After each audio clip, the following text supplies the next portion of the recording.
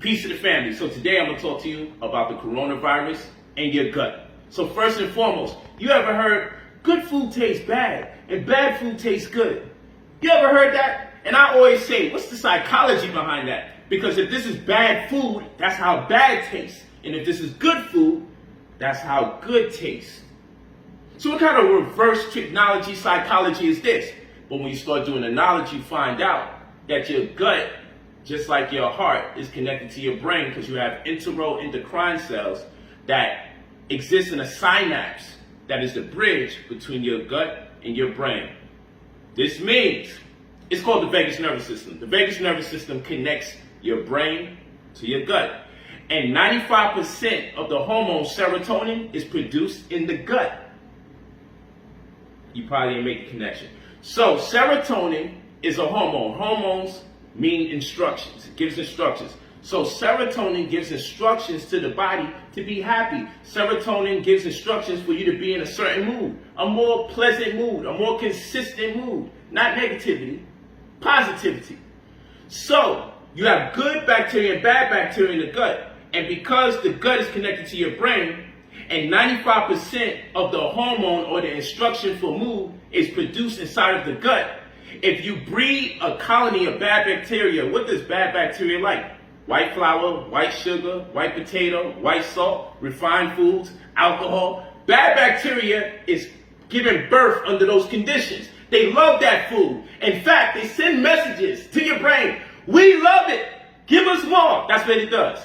Bad bacteria and good bacteria are always going to war. Good bacteria, if developed, if you produce a colony of it through good habit and habit-forming eating methodologies, then what happens is messages get relayed about good food being good because now you feel good. Bad bacteria will make you throw up bad food, make you think you're allergic to other food until you replace it. So when you get antibiotics kill both good and bad bacteria. It's not really that thoughtful. It's not, the process isn't ingenious. It's we got bad people here, we got good people here. Just kill them all, and at least when we kill them all, we kill the bad. That's what goes on with antibiotics. They kill good and bad bacteria. It's the problem. Now that we resolved this, now we know why good food tastes bad and bad food tastes good. You're being manipulated by the bad bacteria in your gut.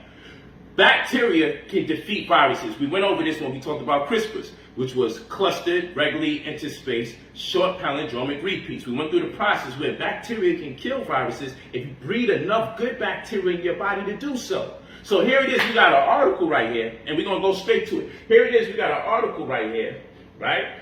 From CBS News. It says almost half of coronavirus victims have digestive symptoms. Studies find. Don't want to burn too much time. Read up on it. Then we have here, how bacteria in the gut help fight off viruses. Type the same thing in the search engine and you'll find the article. Here you got right here. You've got 1 trillion friends in low places. Bacteria in the gut may protect against viruses by signaling their presence to your immune system.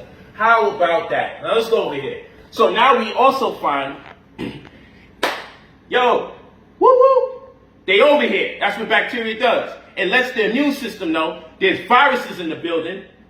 Man up. But if you don't got enough good bacteria because you got all these antibacterial soaps and you're disinfecting the whole place, killing all the good bacteria because antibacterial products kill good bacteria too. So you can't afford to be killing all the good bacteria because there'll be none left to send a signal or transmit a message to the rest of the immune system to say, hey, what's up? Okay? And you won't have enough to defeat a virus to get intel about how to defeat the virus. So, I got lemons here, not to eat, but to clean your hands. Because lemons are antibacterial. But guess what? It doesn't kill much of the good bacteria. Lemons target the bad bacteria. So clean your hands with this and save you some money. We'll use key limes. Key limes, you're going to use this to drink. Yes, lemons and limes are acidic. They're citrus fruits. But the thing about citrus fruits, they're acidic on the outside, but they become alkaline on the inside. And it's hard for microbes, germs, bacteria, viruses to be able to thrive in alkaline environments. You want to have a pH of 7 or more. Hint, hint, water, right? You want to have a pH of 7 or more, alkaline water.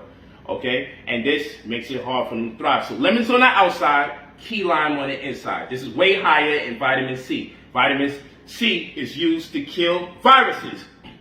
You need D3 that you get from the sun. Vitamin D3 is produced when you get sun exposure. They give you a food pyramid, never built a pyramid in their life, and they tell you eggs, milk, and cheese. Okay, this is insane. The Illuminati even got it right, because they put a sun at the top of the pyramid. You want this, because if you go out there to get vitamin D3, which is used to also absorb vitamin C, okay, which is important, and you also need magnesium to absorb vitamin C. Then what happens? What happens? Well, I will tell you this. When you go out to get that sun, you're going to mess around and you get damaged skin and all sorts of stuff. But you want to take some mango. You want to have your cake and eat it too. So first and foremost, this has lutein in it.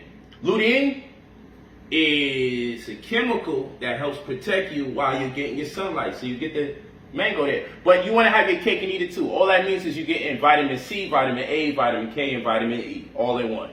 That's what have your cake and eat it too means in my world. I had to create mnemonic devices so I can remember what's going on here. You want the tryptophan that's in chickpeas, because if you get the tryptophan that's in chickpeas, it converts into serotonin, which is the hormone that deals with mood and also helps you to go to sleep. If you get REM sleep, then the endocrine system can now help you regulate the hormones that's used to boost your immunity when the next day comes, if it senses there's some invaders coming around. Okay, so you need good bacteria. So we got these products here for good bacteria. You go over there, put good bacteria back in your body. If you had antibiotics, replace the good bacteria that got murdered, put it back in your body with these good bacteria. This is coconut kefir, so that's okay. This is how it looks. Coconut kefir here, this is fermented coconut water, okay? So it's going to boost the amount of good bacteria in your body. But you don't want to just boost the amount of good bacteria in your body. You got to know how to feed the good bacteria. So you need insoluble fiber or non-digestible fiber or something they call inulin. So you're going to use the avocado. I left my freaking avocado. But they're high in antioxidant flavonoids and high in antibacterial flavonoids. But more importantly, they also have inulin in it, which is a fiber that doesn't get digested. So it sits there in the small intestine. Then it gets fermented in the small intestine. Then the good bacteria eat it. And then they start relaying signals to you about getting hungry for food that's better. But aside from insoluble fiber, which is also in black mission figs, which is also good for the womb, especially if you have what? Fibroids. Eat 5 to 7 of these a day. It helps shrink your fibroids and get rid of it. You also have prunes. This also has the right type of fiber in there. Okay, so you got black mission figs and prunes. But you also want resistant starch. Starch that doesn't get broken down either. So you get that from green bananas, red bananas, baby bananas. Okay, you want the resistant starch there. This is also good to put good bacteria in your body. But right now we're talking about feeding the good bacteria. So you feed the good bacteria insoluble fiber and resistant starch. You can get resistant starch from nuts and seeds. Case in point, this is very good for selenium to also get the tryptophan. It also converts into serotonin so you can get your sleep right and your mood right, right? Boom, get that out the way. Resistant starch. Also the chickpea, because if you cook a food that has a good amount of starch in it and then you refrigerate it or cool it off, it builds the amount of resistant starch in it so that the good bacteria can consume it. And when this happens, the good bacteria is good because after it consumes resistant starch or retrograded starch, after it consumes it, guess what happens? It produces a chemical called short-chain fatty acids that line the intestinal tract. That makes it easier for the good bacteria to communicate with the immune system to let it know, yo, something is afloat. I think we got foreigners or invaders in the building. Okay, so there's a number of things I want to say. I know I'm under certain time constraint. Ginger, you want to start the morning off with raw ginger. Bite a piece of it and chew it. It's going to wake up all the bacteria like, yo, we in the building. It literally stimulates. It's the stimulus package for good bacteria. And it causes drama with bad bacteria because bad bacteria hate when ginger comes in the building. I'm going to stop it right there. We're going to follow it up later. Peace to the family.